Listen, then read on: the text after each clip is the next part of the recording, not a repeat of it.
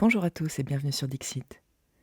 Les premiers agriculteurs, il y a plus de 10 000 ans, sélectionnaient déjà certaines graines afin de les replanter l'année suivante. Au fil des migrations humaines, les agriculteurs ont acclimaté des espèces à leur environnement local et contribué à façonner la biodiversité agricole.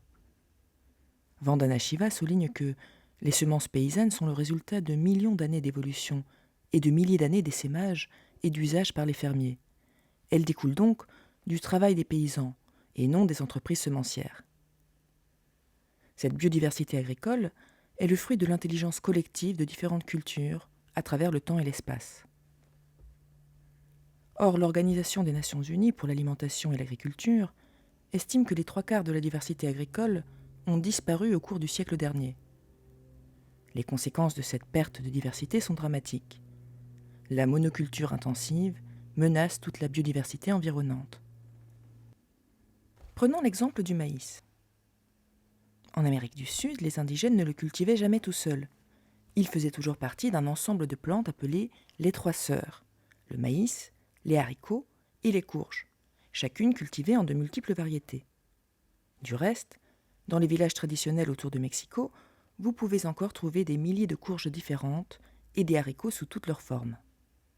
Mais lorsque vous remplacez cette incroyable biodiversité par une monoculture basée sur des graines non reproductibles, le système entier s'effondre. Pour mieux comprendre ce phénomène, il est important de garder à l'esprit que l'agriculture s'est profondément transformée au cours du XXe siècle.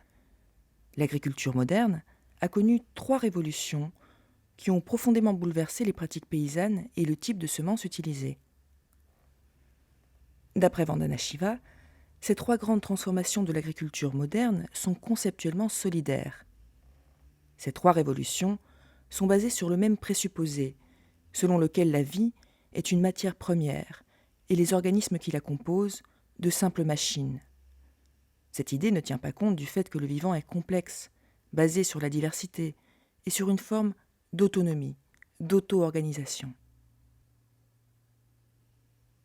La première de ces révolutions vertes intègre la chimie dans l'agriculture, avec l'apparition de semences hybrides à grand rendement.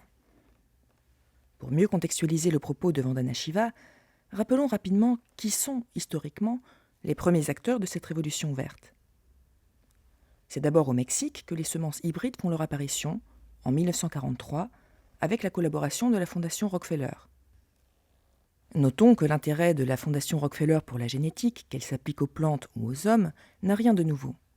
Dès 1913, c'est-à-dire dès sa création, la Fondation Rockefeller finance les programmes eugénistes américains, la Société eugénique française, ainsi que les programmes eugénistes de l'Allemagne nazie. À travers l'une de ces sociétés, la Standard Oil, la Fondation Rockefeller collabore également avec IG Farben, qui commercialise de nombreux produits chimiques, médicaments, plastiques, colorants, mais aussi engrais azotés, insecticides et pesticides, notamment le Zyklon B utilisé dans les chambres à gaz. La société IG Farben était elle-même issue du rapprochement entre les entreprises BASF, Bayer et Agfa. Cette révolution verte entamée au Mexique se poursuit en Inde dans les années 1960. Norman Borlaug, mandaté par la Fondation Rockefeller pour sélectionner de nouvelles variétés de blé, sera récompensé du prix Nobel de la paix en 1970 pour l'introduction de variétés de blé seminins à haut rendement. Selon Norman Borlaug, ces variétés à haut rendement auraient quasiment doublé la production de blé en Inde et au Pakistan entre 1965 et 1970. Les variétés à haut rendement sont en effet capables de produire 2 à 3 fois plus que les variétés anciennes. Cependant, ces hauts rendements ne sont pas sans contrepartie pour les agriculteurs. D'une part, les rendements ne sont au rendez-vous qu'à condition d'utiliser des engrais et des pesticides nocifs pour la biodiversité. D'autre part, les agriculteurs se retrouvent dépendants des grands semenciers pour l'achat de tous leurs intrants, semences, engrais, pesticides. La spécificité fondamentale des graines hybrides est de ne pas perdurer d'une génération à l'autre. Elles sont rendues non reproductibles en seconde génération.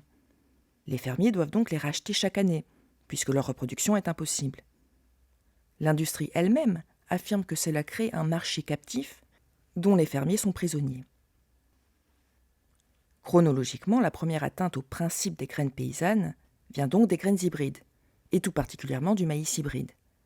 Dès lors, les semences sont devenues un produit industriel et non plus une pratique paysanne. Avec la première révolution verte, on est donc progressivement passé à une agriculture chimique, où les semences sont produites de façon industrielle. Ces variétés hybrides à haut rendement vont de pair avec l'utilisation de produits phytosanitaires et d'engrais minéraux et sont souvent plus gourmands en eau. La deuxième révolution verte va introduire les biotechnologies dans l'agriculture à partir des années 1990. Quelle est la différence entre semences hybrides et OGM ? La différence vient du fait que les hybrides ne contiennent pas de gènes issus d'autres espèces et sans rapport avec elles, ce qui est le cas des OGM. Autre nuance, les graines hybrides ne peuvent pas être brevetées. Les OGM ajoutent donc une barrière légale, l'interdiction de reproduire les graines. Les semences OGM ont été introduites suite à l'identification en 1977 du plasmide TI de la bactérie du sol Agrobacterium tumefaciens. C'est cette bactérie qui est utilisée pour créer les premières plantes transgéniques. Le principe est simple. Il s'agit de modifier la plante de sorte qu'elle devienne compatible avec les produits chimiques vendus par les multinationales de l'agrochimie. Depuis 2 décennies de commercialisation des OGM, la plupart des modifications génétiques s'appuient sur seulement 2 caractéristiques. Certaines semences sont conçues pour résister aux herbicides et d'autres pour la lutte contre les insectes nuisibles, semences BT. Les premières produisent des substances afin de survivre aux produits chimiques destinés à éradiquer les mauvaises herbes. Les secondes hébergent en elles-mêmes les pesticides tuant les nuisibles. Les grands semenciers font beaucoup de promesses, principalement sur le rendement et la résilience des plantes génétiquement modifiées. Cependant, les promesses de ces multinationales sont loin d'être tenues. Aujourd'hui, nous avons le recul nécessaire pour affirmer qu'aucune des 2 caractéristiques ne joue son rôle. Les graines BT favorisent finalement l'apparition de parasites encore plus difficiles à éradiquer. Quant aux graines résistantes aux herbicides de type Roundup, elles suscitent le développement de mauvaises herbes encore plus vivaces. Par exemple, d'après Vandana Shiva, l'introduction du coton OGM BT en Inde a fait baisser les rendements. Pourquoi ? Tout simplement parce que les OGM détruisent le cœur même du fonctionnement de la plante, qui lui permet de se développer et d'être en bonne santé. Quand les toxines BT imprègnent le sol, elles tuent les micro-organismes qui vivent dans la terre. Les plantes modifiées pour offrir une meilleure résistance aux pesticides fragilisent l'écosystème, qui devient lui-même vulnérable et ne peut plus assurer la bonne santé de la plante. Selon elle, nous disposons déjà des données nécessaires pour établir l'inefficacité de l'agriculture OGM. L'évaluation internationale des connaissances des sciences et des technologies agricoles pour le développement, commanditée par l'ONU et menée par 400 chercheurs pendant 4 ans, a établi sans ambiguïté que le recours aux OGM ne solutionnera en rien la question de notre sécurité alimentaire dans l'avenir. Elle confirme le fait que cette technologie est inefficace et inutile, pour une raison simple. Elle ne tient pas compte de la complexité et du fonctionnement interne des organismes vivants. Le principe de l'agriculture OGM suppose que les gènes peuvent agir isolément et qu'ils déterminent à eux seuls la bonne santé d'une plante ou le rendement d'une culture. Non seulement les gènes sont interdépendants et n'agissent pas de manière cloisonnée, mais bien d'autres facteurs contribuent à la réussite d'une culture. Ensoleillement, pluviométrie, fertilité des sols, etc. C'est pourquoi, d'après Vandana Shiva, ces transformations de l'agriculture ne peuvent pas être pérennes. Les 2 premières révolutions étaient donc vouées à l'échec. L'agriculture chimique et intensive conduit à la monoculture, alors même que la biodiversité s'avère indispensable à la vie. Quant aux biotechnologies, elles supposent que les gènes peuvent agir isolément, bien que chacun dépende étroitement des autres et porte en lui plusieurs caractéristiques, rendement, résilience, etc. Pour finir, la 3e révolution que connaît l'agriculture moderne prend corps à travers la biologie synthétique. Il s'agit, d'après Vandana Shiva, d'une technologie émergente destinée à transformer des organismes naturels en usines vivantes et en carburant.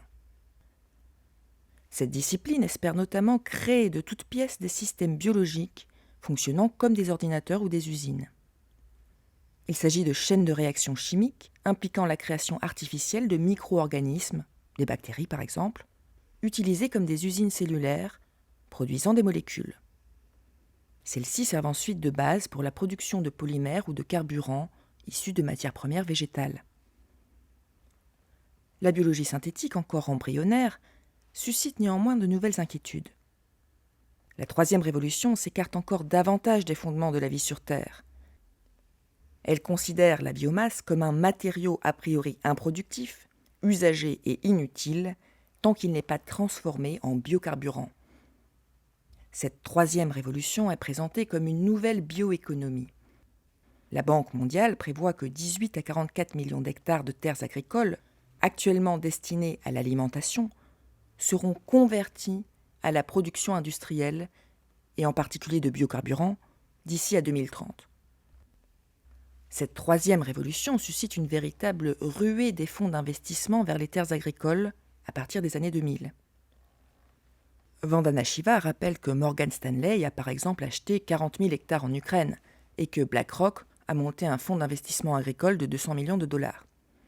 Ces achats massifs de terres agricoles touchent d'abord les pays en développement.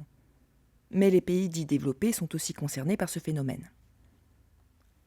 Cette mutation provoque une pression inouïe sur les terres agricoles, à tel point que les investisseurs acquièrent des surfaces cultivables partout dans le monde. Après la spéculation sur les denrées alimentaires, les acteurs de la finance misent aujourd'hui sur les terres. Cette pression sur les terres agricoles constitue, selon elle, un nouveau danger pour l'alimentation mondiale et pour notre planète. D'après Vandana Shiva, ces trois révolutions représentent moins un progrès qu'un danger pour les hommes et la nature. Ces transformations récentes de l'agriculture nuisent aux vivants parce qu'elles en nient la complexité et altèrent l'écosystème sans maîtriser les conséquences à long terme de ces modifications.